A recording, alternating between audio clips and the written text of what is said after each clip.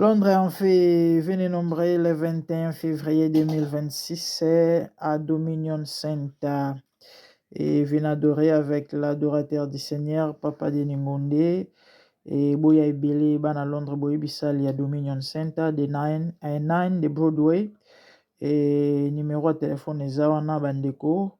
Vous pouvez me contacter aussi pour plus de précisions sur le Mosomba Ticket Nayo Yaya Komelangai et topé bengangai pour na numéro na ezala na réseaux sociaux donc boya ebele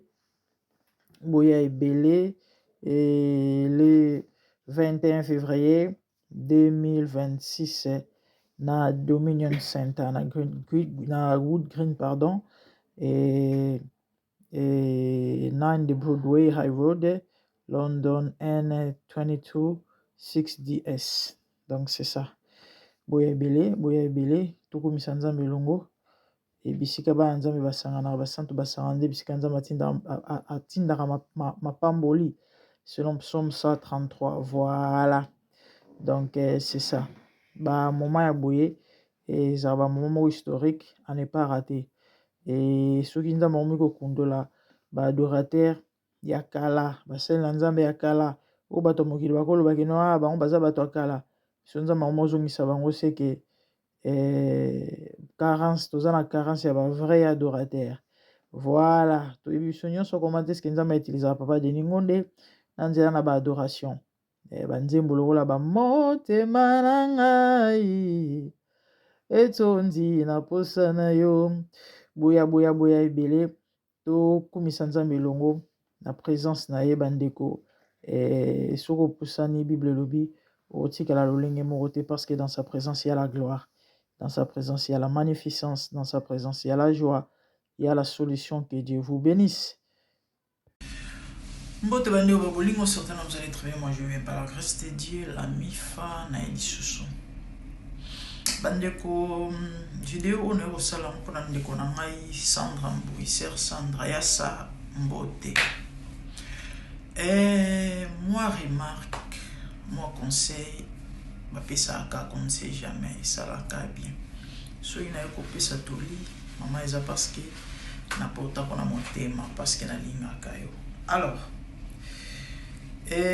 nalekaki na compte ya Yasa, je crois ezali semaine passée, je crois batobele tomona vidéo moko ya Yasa azobina jeriko ekwei bien sûr eza mabe te kobina ya nzambe eza lisumu te. Alors je crois batobele omone bacommentaire na ya mabe na ya malamu na monde ndeko momer kolobaki yo yango bomi libala po ma danseuse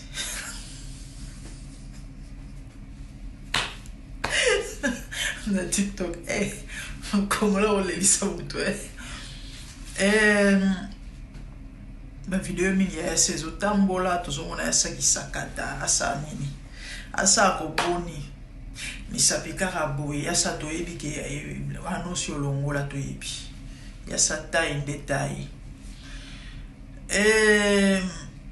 Ndeko moko semaine passée atindelinga vidéo mais obika basongisongi nde bazalaka bi grande dame nalinga mama Sandra mais soko pese conseil ezala bien nini habita la vidéo oyo je crois bande omonaki vidéo moko baposte na habite sur les frères fiston muta postango mais ya concert bazoyimba ensemble vidéo na habite so eza ya mikolo mais bapostango ka semaine passée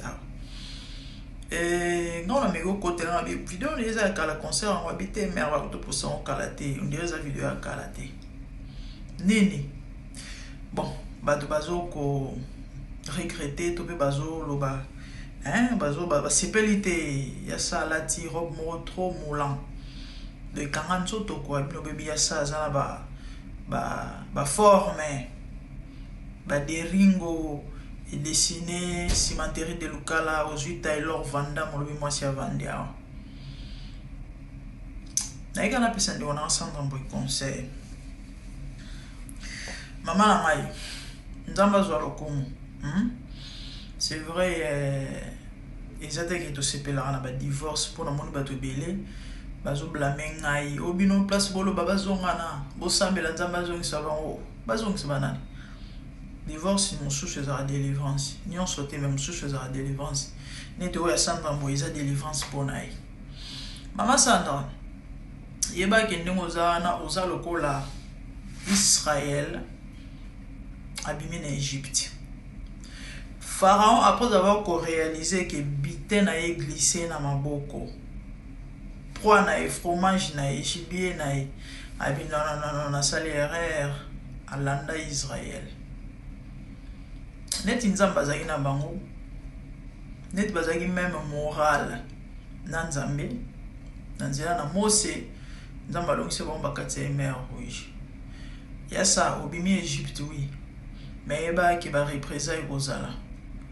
Et yeba ki réclamation et kozala. Mondo kozala so yebite. Ezana bat boze la shit na yo. Hein? Ezana bat boze la ruine na yo. Ezana bat boze la baseka yo. Et ana batu bazozela bachola yo. Na compte on quoi tiche kuna tozo mona ba poste mikolo nyonso ba mi tuna bo faut zambalem tozo poster parce que franchement attends ba si la soni ba komisa libala ba tonso ba lobia tezo bogela ya ça parce que ya bomi libala. Bref na koti penza kuna te, mais toujours est-il que ya ba bose la malheur na yo sur ces la prudente ma sœur mondo zana bakotielo mitambo bakotindelo bato malonga mibali penza ya malonga bayolinga yo mais ozapo bayimile yo. Sala très attention, maman abima la distraction wa mutu ya oluka nzambe makasi ndenge ozana wa mutu akoluka nzambe makasi wa mutu akosala ba repentance ngata ngo ekomaka koloba na part nzambe en tout cas naza na sentiment te. Voilà na lobaka vérité na sala effort na bomba te parce que nzambe otunanga. Mama Sandra oza mutu akoluka nzambe makasi wa mutu akosala ba repentance sincère wa mutu akoleka na ba délivrance. Ah oui, pourquoi? Simplement parce que les deux deviendront un. Bisiko wuti bisika malamu te. Vous avez une alliance na tata wana, ok? Kokabona na nzoto eza kokabona na molimo te. Vos âmes ezana no ini. Disirce soki délivrance et ça limité oluki yango te. Wa mutu osala penza ba prière ba détachement, ba prière ya ba déconnexion, ba prière imprégatoire. Ya obonde la sérieusement doit mutu bima la distraction. Minga rolobezali bozele na beta na morceau ya révélation maman comment elle est Fatou prophétesse message eza ya année passée. En fait année passée bien l'année avant et ça l'est déjà presque un an na sina la nango pona moni bat bazolo ba kala nyonso no za wapi le londe libala centre kufi boyo loba bon non message eza ya kala bazongisa onde ozongisa, OK? Toka mona mwanda mbongo comprendre pourquoi na lobima mbona lobi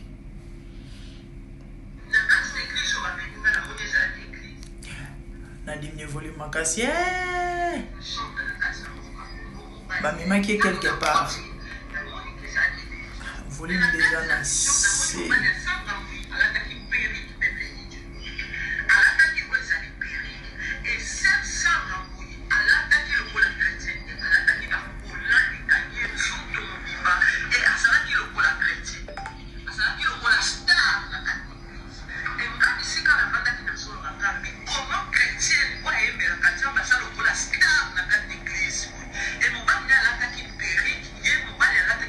voilà taki Péric M23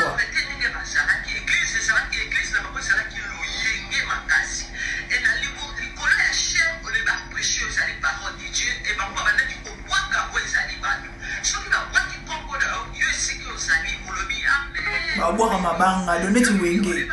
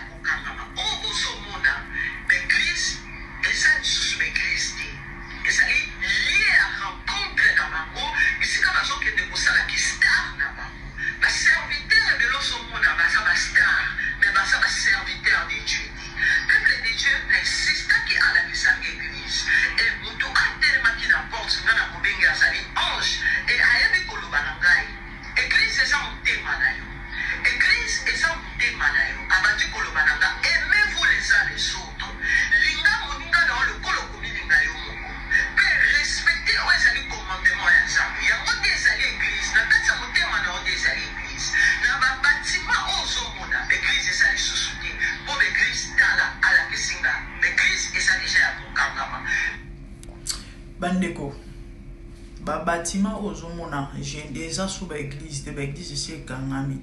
La plupart des serviteurs de Dieu aux homona, basa serviteurs de Dieu, Barolo Kambongo, devait dire, serviteur il y a Matthieu 24.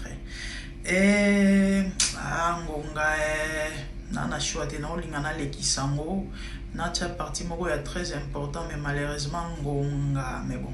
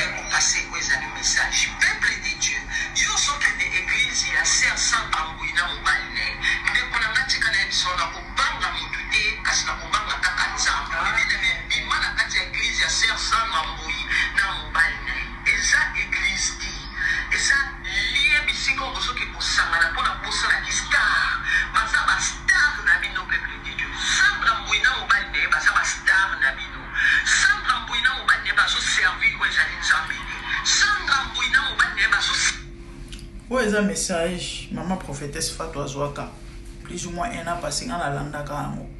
Eza moulaï, mais on a une partie où concernant qui maman Sandra à l'époque, azakina marié pas tata wana, ok?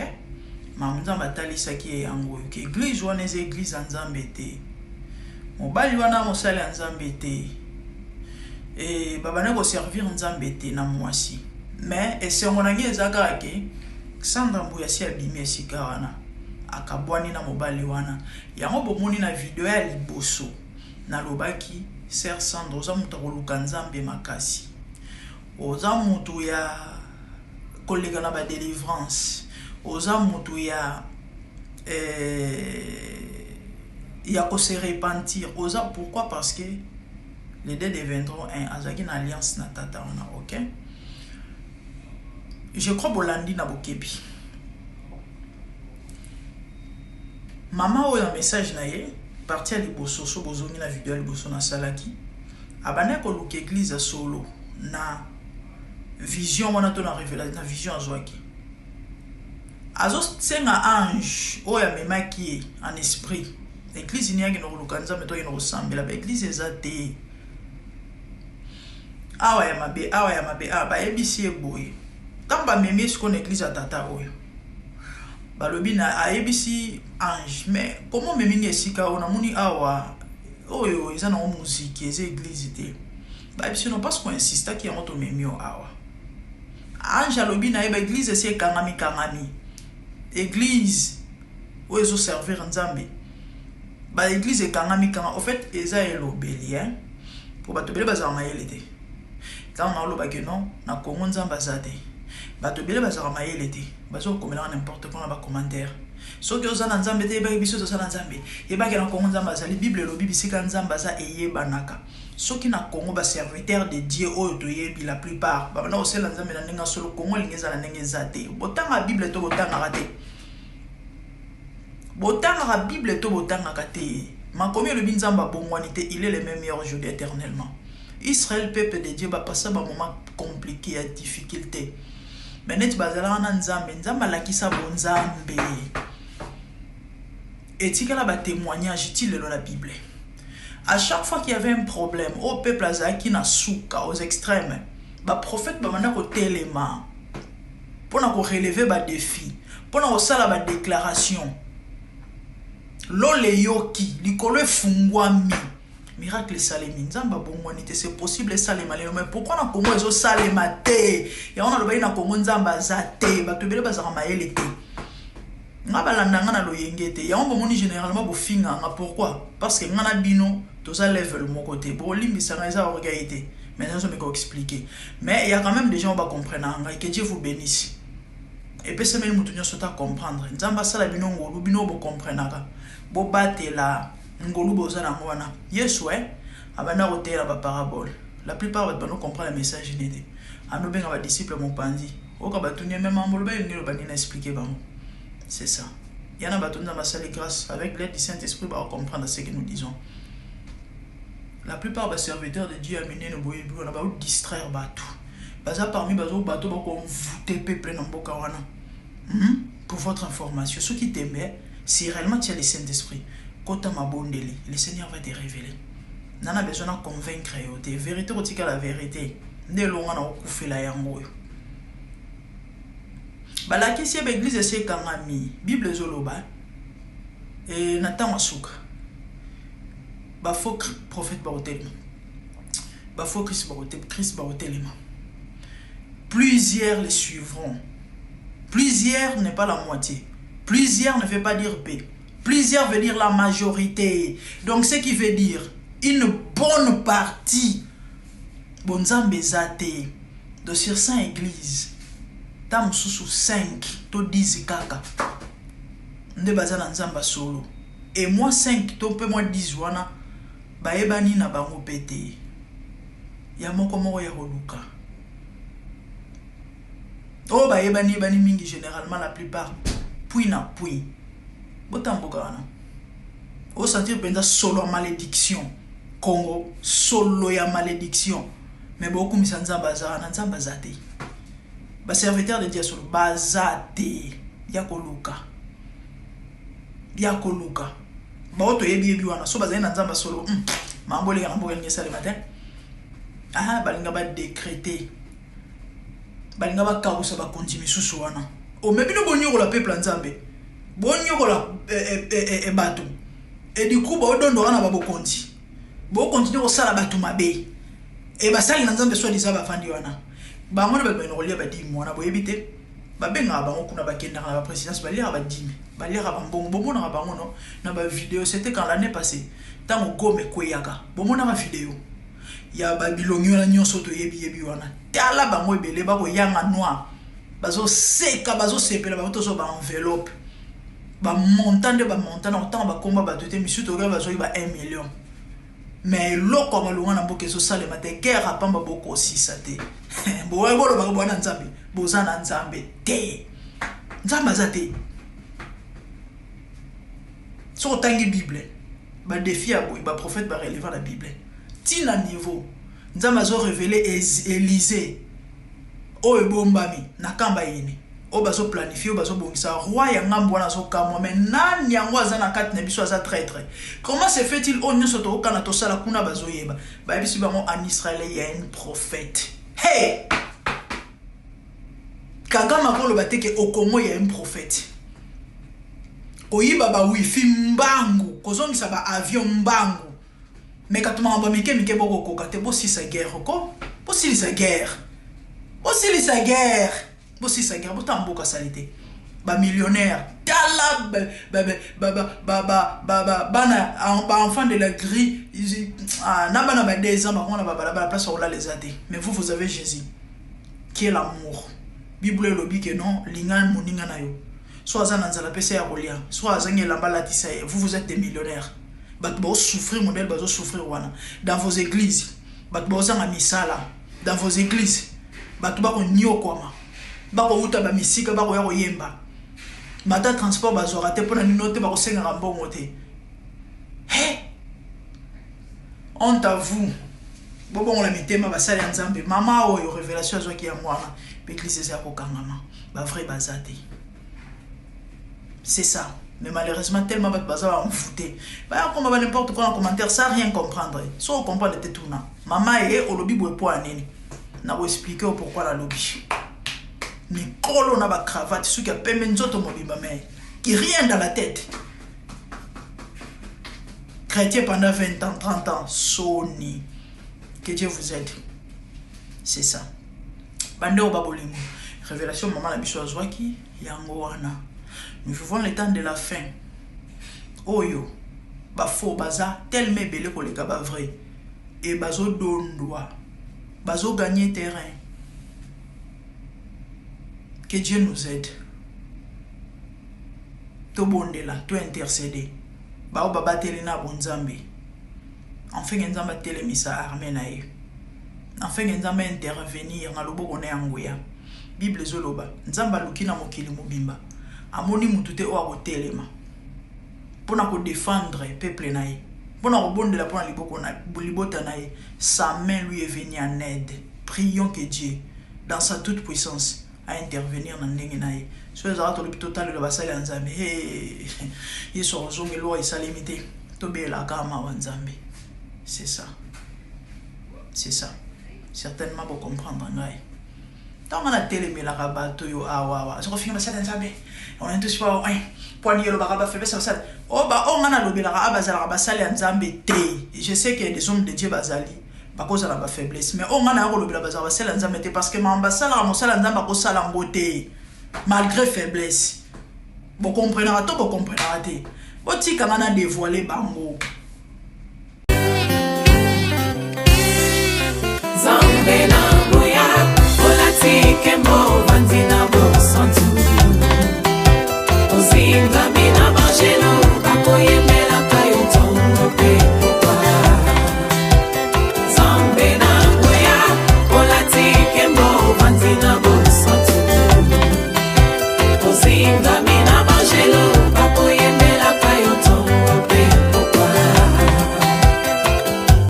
MDG TV, une chaîne Want pour la cause de Christ.